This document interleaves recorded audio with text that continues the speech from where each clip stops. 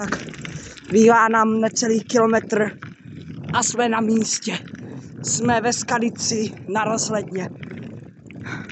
Jen před náma. Jo.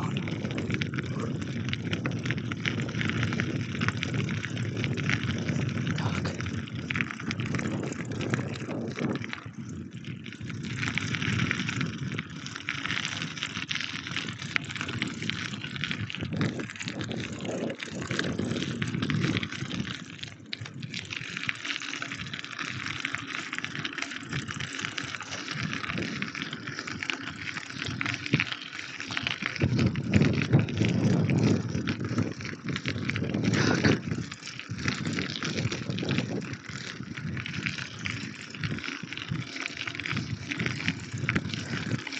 Tady se staví za zatáčkou.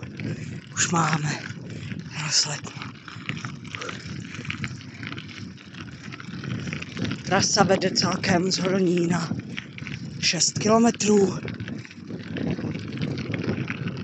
až do Skalice.